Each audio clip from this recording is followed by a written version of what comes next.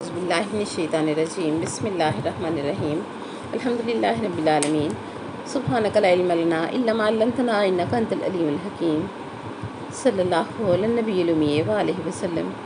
अस्सलामु अलैकुम रहमतुल्लाहि व बरकातुहू। जी जनाब, कैसे हैं आप सब? अल्हम्दुलिल्लाह। हमने पिछली गुफ्तगू में अव्वल तस्बीहात के बारे में जाना और समझा। मज़ीद इसी मौजू पर फ़िक्र कुरानी हासिल करते हैं। रब करीम कुरान पाक में इरशाद फरमाता है सूरह ज़ुमर में रोज़ क़यामत की बात करते हुए कि तरल मलाइकता हाफ़िनल अर्श युसब्बिहूना बिहम्दि रब्बिहिम व क़ुज़िया बैनहुम बिल हक़्क़ि व क़ील अल्हम्दुलिल्लाहि रब्बिल आलमीन। सुब्हानल्लाह। फरमाता है कि क़यामत के दिन तुम देखोगे कि सारे फरिश्ते अर्श को घेरे हुए अपने परवरदिगार की तस्बीह बयान कर रहे होंगे और उस दिन फरिश्तों के दरमियान हक़ का फ़ैसला कर दिया जाएगा।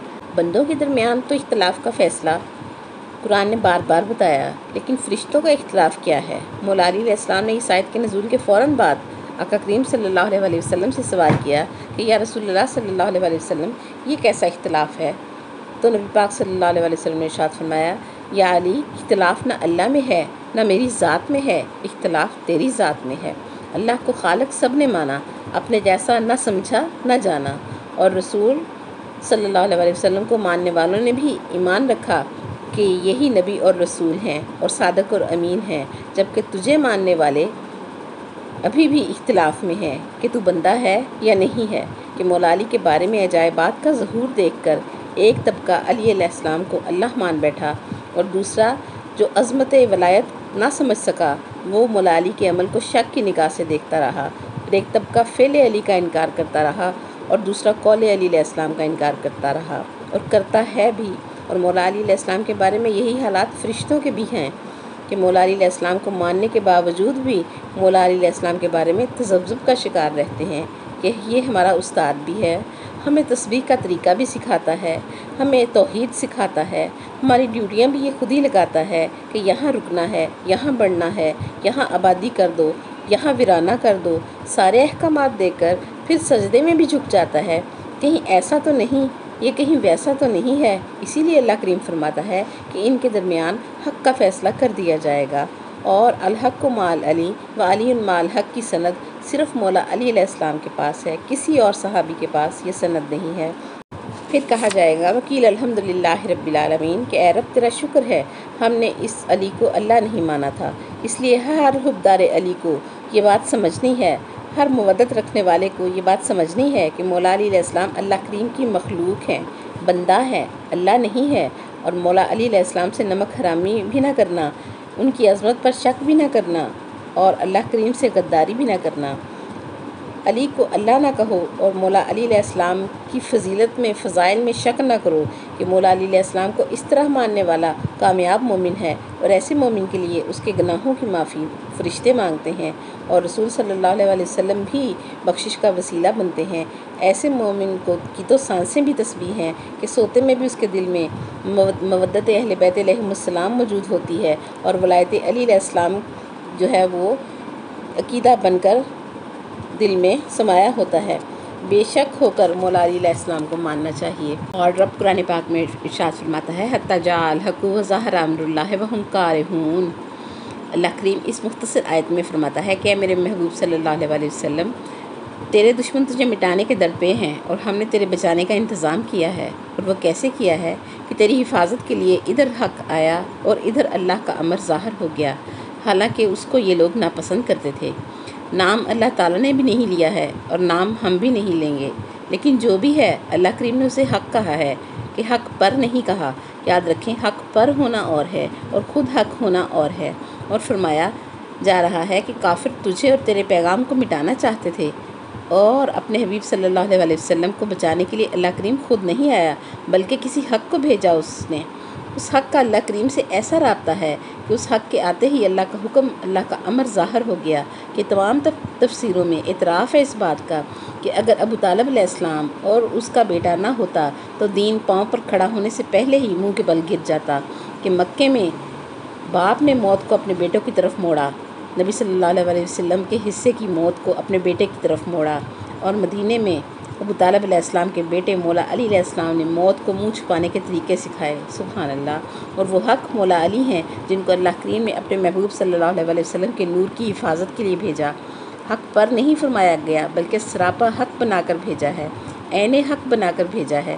یاد رکھیں، آدم علیہ السلام سے لے کر عیسیٰ علیہ السلام تک انبیاء کی دعائیں قرآن میں بھی ہیں اور احادیث میں بھی۔ کوئی اللہ سے عرض کر رہا ہے کہ اللہم اتبعنی الحق، اے پالنے والے مجھے حق کے پیچھے چلا، اور کوئی کہہ رہا ہے الہی امتنی علی الحق، اے اللہ مجھے حق پر موت دے، اور کوئی سبیل حق مانگتا ہے۔ لیکن پوری کائنات میں مولا علی علیہ السلام کی ہی مثال ہے کہ کبھی نہ انہوں نے دعا مانگی کہ اے اللہ مجھے حق پر چلا، اور نہ ہی رسول پاک صلی اللہ علیہ وسلم نے کبھی دعا کی کہ اے پالنے والے علی کو حق پر چلا، بلکہ دعا فرمائی تو یہ فرمائی اللہم ادر الحق حیث ما درا علی، پالنے والے حق کو روش علی پر چلا، حق کو ادھر موڑ جدھر علی مڑ جائے۔ اتنا اعتماد مولا علی علیہ السلام کی ذات پر اللہ کے حکم سے ہمارے نبی پاک صلی اللہ علیہ وسلم نے کیا، اور حق کو موڑنے کی دعا فرمائی، نہ کہ علی کو حق پر موڑنے کی دعا فرمائی، سبحان اللہ۔ عظمت سمجھے مولا علی علیہ السلام کی کہ مولا علی علیہ السلام کو محمد رسول اللہ صلی اللہ علیہ وسلم اپنے نور کا آدھا ارشاد فرماتے ہیں، اور فرماتے ہیں انا و علی من نور واحد، کہ مولا علی کی عظمتوں کی بلندی دیکھ کر یہی خیال کریں کہ جس کا بندہ یہ ہے اس کا خالق کیا ہوگا، جس کا گداگر ایسا ہے وہ عطاگر کیسا ہوگا، سبحان اللہ۔ اور قرآن فرما رہا ہے کہ حق بھیجا میں نے تیری حفاظت کے لیے، اور پھر فرمایا وظاہر امر اللہ، امر ظاہر نہیں ہوا بلکہ امر اللہ ظاہر ہوا ہے۔ اور اللہ کا امر قرآن کے دل سورہ یاسین میں فرما دیا گیا ہے کہ انما امرہ اذا اراد شیئا ان یقول لہ کن فیکون، اللہ کا امر یہ ہے کہ کن کہے اور کائنات ہو جائے۔ اور اللہ کریم مولا علی کو اپنا امر ظاہر کر رہا ہے کہ مولا علی کے ظہور سے امر الہی ظاہر ہوتا ہے، حالانکہ محبت کرتا ہے اللہ کریم میرے نبی سے، محبوب بنا کر برسوں میرے نبی کا دیدار لیا بھی اور اپنا دیدار کروایا بھی، اور اس بے دل کے دل کا محبوب میرے آقا کریم صلی اللہ علیہ وسلم ٹھہرے۔ لیکن سوچئے، محبت محمد رسول اللہ صلی اللہ علیہ وسلم سے، اور وجہ اللہ تعالیٰ نے علی علیہ السلام کو بنایا، محبوب اللہ کریم نے میرے نبی کو بنایا، اور عین اللہ مولا علی کو بنایا، پیار میرے نبی سے کیا، الفت میرے رسول پاک صلی اللہ علیہ وسلم سے کی، اور لسان اللہ، اذن اللہ، ید اللہ جو ہے اس کے خطاب مولا علی علیہ السلام کو عطا فرمائے، اور دھڑکنوں میں محمد رسول اللہ صلی اللہ علیہ وسلم کو بسا کر جنب اللہ علی علیہ السلام کو قرار دیا، اور یہاں تک فرما دیا قرآن میں یحذرکم اللہ نفسہ، نفس اللہ بھی علی علیہ السلام، اور نبی صلی اللہ علیہ وسلم نے سارا راز کھول دیا، فرمایا کہ اللہ نے سرتاپا علی علیہ السلام کو اپنی کبریائی کی تصویر بنایا ہے۔ یاد رکھیں، اللہ کریم کی نبی کریم صلی اللہ علیہ وسلم سے محبت کی معراج کا نام مولا علی علیہ السلام ہے، کہ نبی صلی اللہ علیہ وسلم نے فرمایا کہ مجھ سے محبت کا بلند ترین اعلیٰ ترین مقام مولا علی علیہ السلام ہے، کہ رب فرماتا ہے کہ اے میرے محبوب میں تجھ سے محبت کرتا ہوں، اور تجھ پر کوئی آنچ آئے تو میں خود تو بچانے کے لیے تجھے نہیں آؤں گا، حالانکہ مجھے آنا چاہیے، اور یہود و نصارہ تیرے دشمن، مشرک و کافر تیرے دشمن، اپنے پرائے تیرے دشمن، اور مجھے تجھے بچانا آنا چاہیے، لیکن میں بدن نہیں رکھتا، ازل سے میں نے علی کو سر سے پاؤں تک اپنی تصویر کے سانچے میں ڈھال دیا ہے، اور اپنے گھر میں زمین پر اتار دیا ہے۔ تجھ پر آنچ آئے گی تو یہ علی سینہ تان کر آگے کھڑا ہو جائے گا، تجھے معلوم ہوگا کہ وہ نہ صحیح اس کا بدن تو لڑ رہا ہے میری حفاظت کے لیے۔ اسی لیے فرمایا کہ اللہ کا امر مولا علی علیہ السلام کے آنے سے ظاہر ہوا، کہ امر کا مالک بے شک اللہ ہے، لیکن ظاہر مولا علی علیہ السلام سے ہوا، جیسے عالم کا علم اس کی زبان سے ظاہر ہوتا ہے، اور زبان کو کوئی حصہ ہی نہ دیا جائے تو یہ کوئی عقل مندی والی بات نہیں ہے کہ اگر زبان نہ ہوتی تو آپ عالم سے اس کے علم سے کچھ بھی حاصل نہیں کر سکتے تھے۔ اسی طرح ہر کام اللہ کا امر ہے، مگر ظاہر مولا علی علیہ السلام سے ہوتا ہے۔ تمام مخلوقات کے تمام تر امور کا نگران جو ہے وہ مولا علی علیہ السلام کو بنایا گیا ہے۔ سورہ الذاریات میں بھی فرمایا فالمقسمات امرا فالمدبرات امرا۔ سورہ ہود میں رب ارشاد فرماتا ہے عطا امر اللہ، نظام کائنات کے چلنے کو امر فرمایا۔ اولاد، رزق، موت اور حیات کو امر اللہ مانتے ہو تو پھر مان لو کہ اللہ کا امر ظاہر مولا علی علیہ السلام سے ہوتا ہے۔ اللہ کریم کے مقرر کیے ہوئے کو چھوڑ کر براہ راست توحید کی شان میں گستاخی کرنے والا یہ سوچ لے کہ اللہ کریم نے بخشش اور مغفرت کے لیے لوجد اللہ تواب الرحیمہ میں اپنے رسول پاک صلی اللہ علیہ وسلم کو مقرر فرمایا ہے، اور بالائی آیتوں میں نظام کائنات کے تمام امور میں مولا علی علیہ السلام کو مقرر فرما دیا ہے۔ اور اسی آیت کے ساتھ ایک دوسری آیت بھی ہے کہ کل جاء الحق وزہق الباطل، سورہ بنی اسرائیل میں ان الباطل کان زہوقا، فرمایا حق آ گیا اور باطل مٹ گیا، یعنی باطل اپنا وجود کھو بیٹھا ہے، گویا ایسے ہو گیا ہے جیسے کبھی باطل تھا ہی نہیں۔ یا تو مولا علی علیہ السلام کو چھوڑ کر کوئی اور دوسرا حق بتاؤ، اگر کوئی نہیں ملتا تو علی علیہ السلام کو ہی تسلیم کر کے سر جھکا دو، اور کلمہ، اذان اور نماز میں حق لاؤ تاکہ عبادتیں اپنا حق پا سکیں۔ جہاں علی علیہ السلام آ جائیں گے، ان کی ولایت کا عقیدہ آ جائے گا، وہاں باطل ٹک نہیں سکتا۔ جس دل میں مولا علی علیہ السلام ہے اس دل سے باطل مٹ جاتا ہے، اور قرآن پاک کے بیان کے مطابق علی علیہ السلام کے آنے سے اللہ کریم کا امر ظاہر ہو جاتا ہے۔ سبحان اللہ۔ قرآن پاک میں آیتیں مولا علی علیہ السلام کی مدح کر رہی ہیں، کہیں ان کی ولایت کا اعلان ہو رہا ہے، کہیں ان کی محبت فرض کی جا رہی ہے، کسی جگہ پر جنت کا سودا کر رہے ہیں، کہیں نفس رسول بن رہے ہیں۔ سرور کائنات صلی اللہ علیہ وسلم کی حدیثیں بھی شان حیدر کرار میں ایک دو نہیں ہیں، بے شمار ہیں۔ نبی صلی اللہ علیہ وسلم کے فرمان ذکر علی عبادہ، اور پھر فرمانا کہ زینوا مجالسکم بذکر علی ابن ابی طالب، اور پھر فرمایا علی منی و انا منہ، سبحان اللہ، اور پھر فرمایا علی منی بمنزلۃ ہارون بموسیٰ، کہ علی مجھ سے ایسے ہے جیسے موسیٰ علیہ السلام کے ساتھ ہارون علیہ السلام تھے۔ پھر فرمایا انا مدینۃ العلم و علی بابھا، کہ میں علم کا شہر ہوں اور علی اس کا دروازہ ہے۔ پھر فرمایا انا دار الحکمت و علی بابھا، غرض کوئی حد اور انتہا ہی نہیں ہے مولا علی علیہ السلام کی شان اور عظمت کے بیان میں۔ اور پھر من کنت مولاہ فہذا علی مولاہ کا فرمان علی شان ہمیں ملتا ہے۔ عالم اسلام نے علی علیہ السلام کی حیثیت دیکھی ہے کہ سرور کائنات صلی اللہ علیہ وسلم نے مختلف موقع پر علی علیہ السلام کو یاد فرمایا ہے۔ دعوت ذوالعشیرہ میں انا ناصرک یا رسول اللہ کی پکار لگانے والے مولا علی علیہ السلام تھے۔ شعب ابی طالب میں پانی اور غذا پہنچانے والے علی علیہ السلام تھے۔ جب رسول صلی اللہ علیہ وسلم ہجرت کر کے چلے گئے تو رسول صلی اللہ علیہ وسلم کے پاس رکھوائی ہوئی امانتوں کو ادا کرنے والے علی علیہ السلام تھے۔ رسول صلی اللہ علیہ وسلم کے خاندان کی عورتوں کو لے کر رسول صلی اللہ علیہ وسلم کے پاس جانے والے علی علیہ السلام تھے۔ یہ واقعہ ہے کہ جب رسول صلی اللہ علیہ وسلم ہجرت کر کے مدینے چلے گئے تو خاندان کی بیویاں مکے میں تھیں، اور مولا علی علیہ السلام کی ذمہ داری لگائی گئی تھی کہ علی تم ان کو لے کر آنا۔ کافروں نے سواریوں کے لیے اونٹ دینے سے انکار کر دیا۔ 3 خواتین تھیں جنہیں مولا علی کو لے کر جانا تھا، فاطمہ بنت اسد جو کہ والدہ تھی مولا علی علیہ السلام کی، اور فاطمہ بنت حمزہ رضی اللہ تعالیٰ عنہ، اور فاطمہ بنت محمد صلی اللہ علیہ وآلہ وسلم۔ اللہ اکبر۔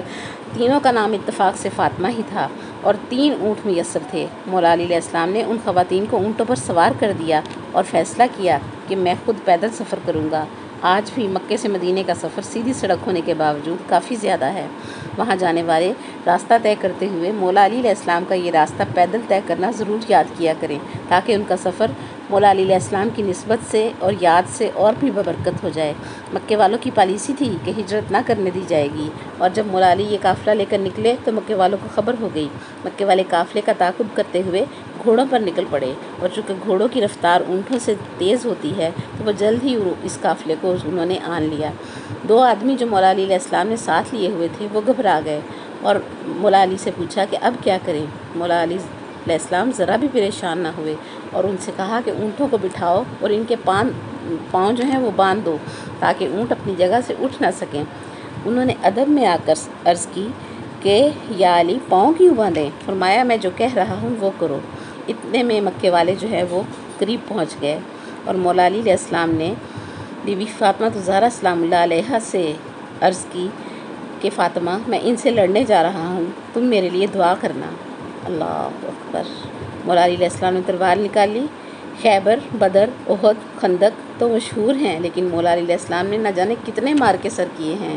تو تلوار نکال کر ان آنے والوں سے پوچھا کیوں آئے ہو؟ تو انہوں نے کہا کہ آپ کو روکنے کے لیے آئے ہیں۔ تو مولا علی علیہ السلام نے فرمایا روک سکتے ہو تو روک لو۔ یہ کہہ کر ایک وار میں ایک روکنے والے کا سر اڑایا، پھر دوسرے وار میں دوسرے کا سر اڑایا۔ یہ دیکھ کر باقی سب بھاگ نکلے۔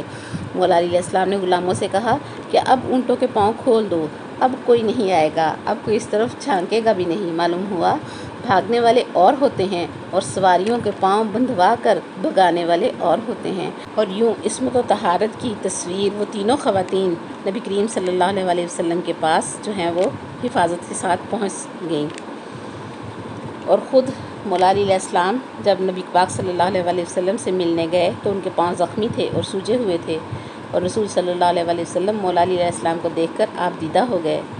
اور پھر بعد میں بدر میں بھی مولا علی کام آئے، احد میں بھی علی علیہ السلام نے مدد کی، خندق میں بھی واحد مولا علی علیہ السلام تھے جو اٹھے اور اس کا پہلوان کا مقابلہ کرنے کے لیے، خیبر میں بھی مولا علی بلائے گئے۔